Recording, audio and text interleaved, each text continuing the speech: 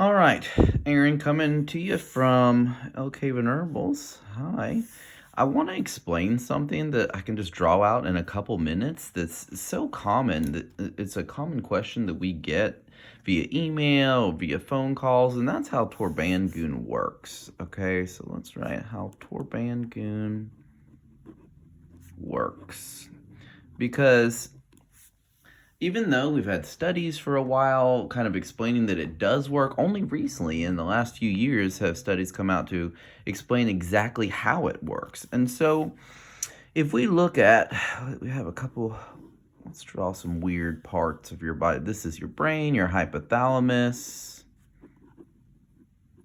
just a part of your brain. And then we have essentially breast tissue. And most people are at least familiar with the fact that essentially suckling causes the release of prolactin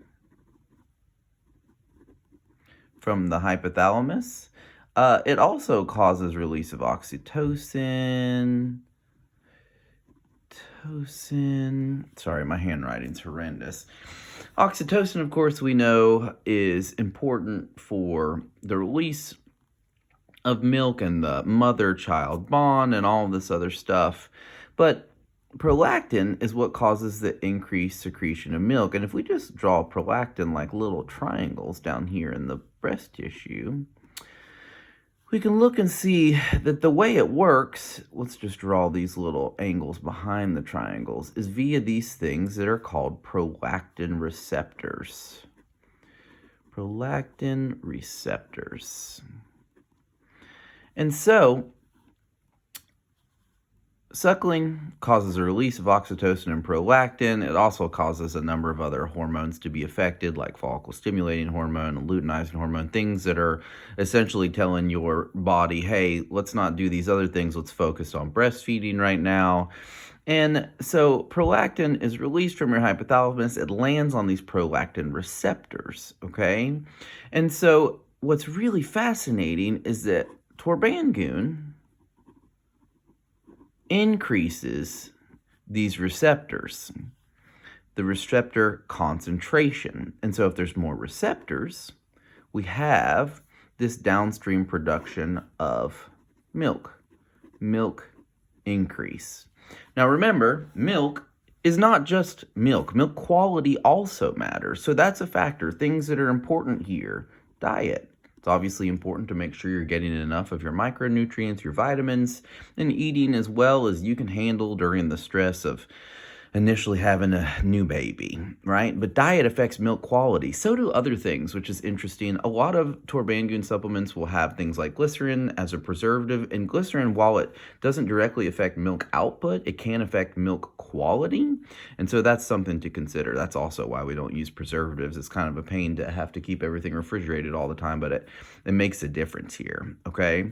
So another thing to keep in mind is that you still need prolactin secretion to even land on these receptors to begin with. And things like stress, which is obviously a major factor when you first have a new baby, these can actually interfere with prolactin secretion. And so you can have less prolactin, which there's not enough prolactin to land on these receptors. And so having as many receptors as possible can actually maximize your milk input. That being said, too much stress can it can shut down your prolactin secretion entirely, which of course is a terrible negative feedback loop because you're worrying about your milk output, you're worrying about feeding your new baby. This is a major factor, right? So it's also important to not only make sure you maximize your prolactin receptor concentration to maximize your output of milk, but think about the quality of your milk and also think about doing as many things as you can that involve not only spoiling and taking care of your new baby, but also yourself. Self-care is a major factor here. Things like, daily breathing, meditation, yoga, whatever you can handle to try and get yourself in a place where you're trying to minimize stress so it doesn't block the production of prolactin, and this pathway between the hypothalamus and the breast tissue itself can also have a top-down effect on your prolactin output. How much prolactin you're making, of course, affects how much milk you're making, just like how many prolactin receptors you have also affects how much milk you're putting out. So this is how Torbangun works. Makes more prolactin receptors.